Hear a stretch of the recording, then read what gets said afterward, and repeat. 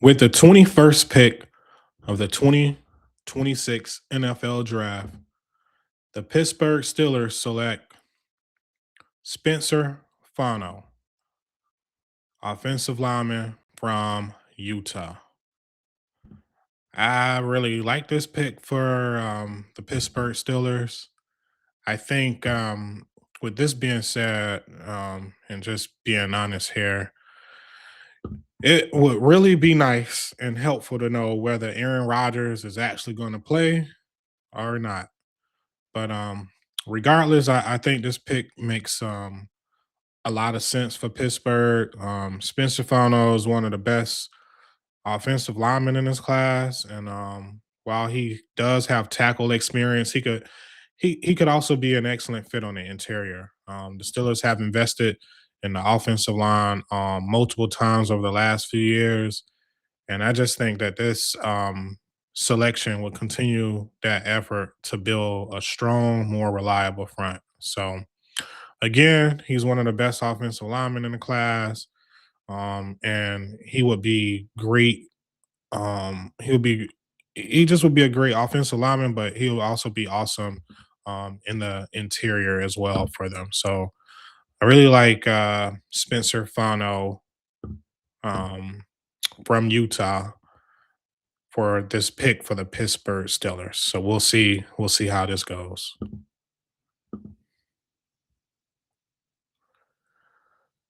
With the 23rd pick of the 2026 NFL Draft, the Philadelphia Eagles select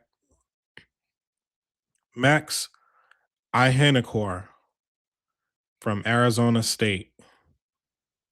Um, I feel like this pick right here fits the philosophy of what the Philadelphia Eagles try to bring to the table. Um, I just the Eagles love to build through the trenches, so this pick fits, like I said, their philosophy perfectly. I know Max isn't like your big household name, but he is the kind of like guy for like a long term offensive line. He's proven and shown that he knows how to develop. He has only been playing football for about 5 years, which makes his upside even more intriguing. So, and some key things here. This guy's originally from Nigeria. He originally came to the U.S.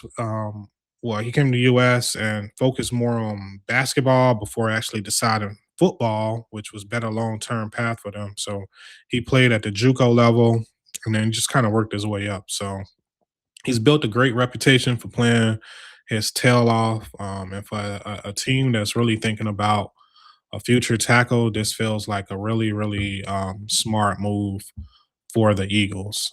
So I really like this pick for them.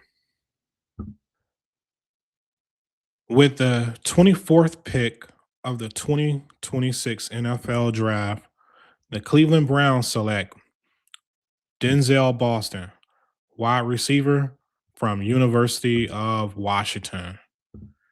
And I know that a lot of the big names are off the board as far as my mock draft goes, but listen, Denzel Boston, hell of a player. I think Cleveland goes with Washington. Um, with the Washington wide receiver. I'm sorry. He's a prospect who, may not get the same level of buzz as some of the bigger names in this class, but could end up being a strong value pick. So with 100, he had like I think 198 targets over the last 2 seasons. He's shown that he can handle volume and just be a dependable part of an offense. And so while a lot of teams are and may prefer Jordan Tyson, I just feel like this prediction is more about fit. So Boston clearly makes sense for a Browns team that still needs help at the wide receiver position. So I really like this pick for the Cleveland Browns. With the 25th pick of the 2026 NFL Draft, the Chicago Bears select Mason Thomas, edge rusher from Oklahoma University.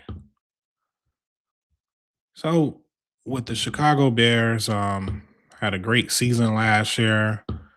I just feel like the Bears add a little bit more juice to the pass rush with adding Mason Thomas here.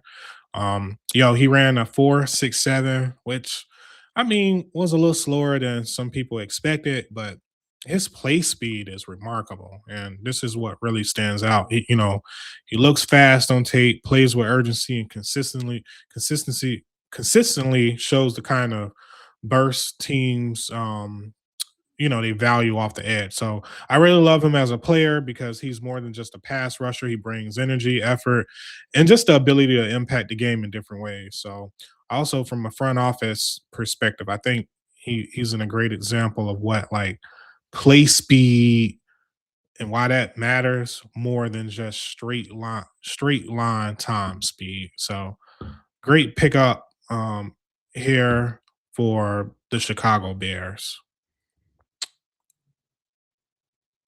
With the 26th pick of the 2026 NFL Draft, the Buffalo Bills select Peter Woods from Clemson.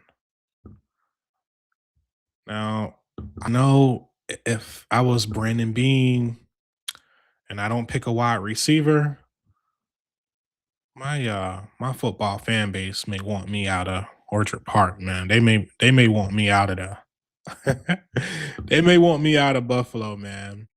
But look, thank God I'm not Brandon Bean, but um, I I think Buffalo goes with this Clemson defensive tackle. He may have had a bit of a down year last season, but let's be honest, everyone in Clemson had a bad season last year. So I just feel like the upside is still there. He has the size, talent, and physical tools to develop into a make a disruptive presence up front. And this just feels like the kind of pick Buffalo could justify if it believes in the long term value.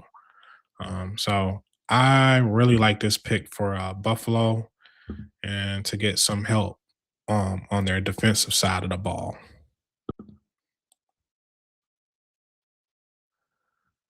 With the 27th pick of the 2026 NFL Draft, the San Francisco 49ers select Kenyon Sadiq, tied in from Oregon.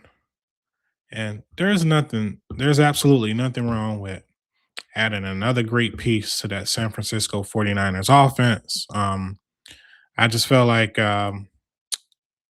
Kenyon Sadiq, he has the tools to be a truly hybrid player, giving San Francisco value as both a pass catcher and a blocker. Sadiq can work the seam, create matchup problems, and just still contribute in the run game, which makes him the kind of versatile piece this offense could maximize. Also, with George Kittle dealing with his injury concerns, adding another tight end who can step in and help makes even more sense. So, for a team that loves flexible, multi-use players, this just really feel like a natural fit. So, I really like Kenyon Sadiq at the 27th pick for the San Francisco 49ers.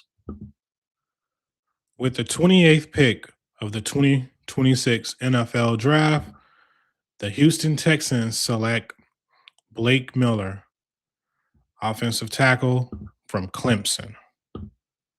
Again, you got to protect the asset, which is CJ Stroud, your quarterback. I really like Blake Miller from Clemson. I know Clemson didn't have the best year. I got that. But I think also the Texans just they need to get younger up front. And I think he brings plenty of experience with 57 games played. He's athletic, durable, he's battle tested. The one concern is that he can be a little, that he can be, I think that he should be able to be a little bit more consistent when defenders get inside his frame, because that's where he needs to just show a bit more toughness and control. But still, the availability is a huge plus. I think he only missed one practice, and that's the kind of dependability that matters for a team trying to build stability along the offensive line. So I really like this, and to protect CJ Stroud, you know, your offensive line. You can never go wrong with investing in your offensive line. With the 29th pick of the 2026 NFL Draft, the Kansas City Chiefs select Caleb Lemieux, offensive tackle from Utah. Again, I feel like this is all about, protecting the investment. You want to protect the investment, which is Patrick Mahomes, right? We know that they dealt with a lot of injuries up front, and I think this this pick may not be the pick that really excites the fans the most, but it does make a lot of sense for Kansas City. I think the Chiefs add more offensive line help, continuing to invest in protecting Patrick Mahomes. So it may not be the flashy one, but depth and stability up front really matters. So especially for a team that's won championships and got championship experiences expectations every year. So if Kansas City wants to keep Mahomes upright and the offense function at a high level, grabbing another tackle is the smart play here.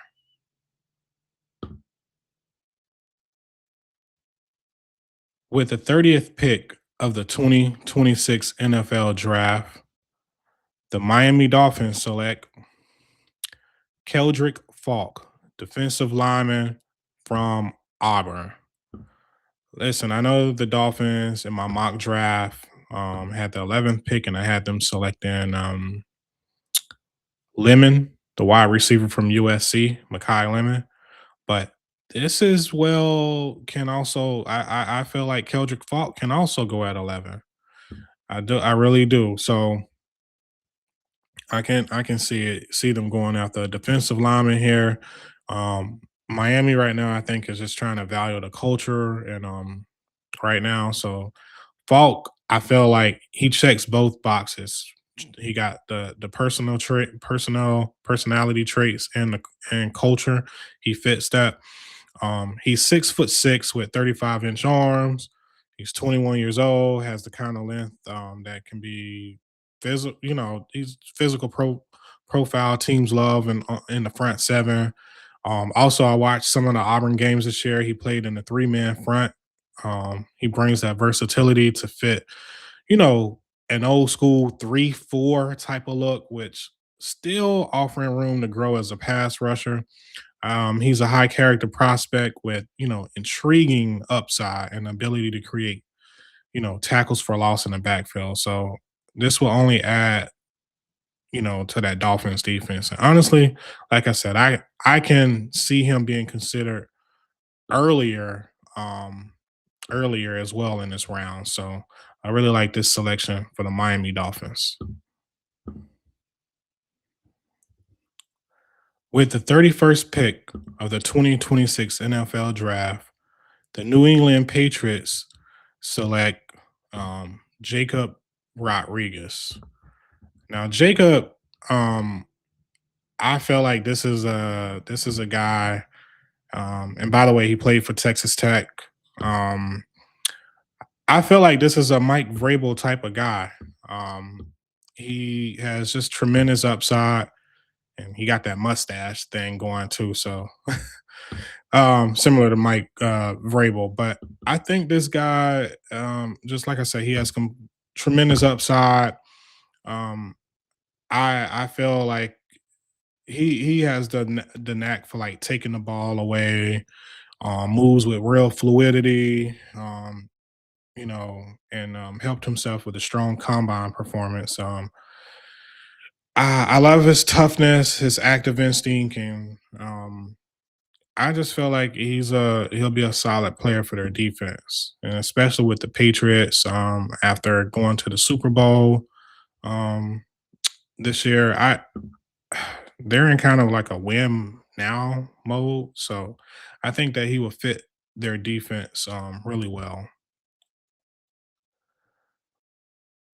With the 32nd pick of the 2026 NFL Draft, the Seattle Seahawks select TJ Parker, edge rusher from Clemson. With a team that just kind of went to the Super Bowl. They had just a real great year. Not only did went to the Super Bowl, but they actually won it. I just feel like you can never have too many edge rushers. Um, I think TJ plays with heavy hands. He shows real commitment against the run, brings the kind of, high motor type of player that teams want coming off the edge. And if I'm being honest, it was not the best season overall for Clemson, but I felt like TJ still brings plenty to the table as a prospect. So he flashes good body control, knows how to leverage his frame and just make effort plays like that fumble recovery he had when they played against South Carolina. So for Seattle, I feel like this would be a strong fit because he offers toughness, energy, and upside on the defensive front of the ball. So I really like TJ Parker from Clemson, edge rusher for the Seattle Seahawks.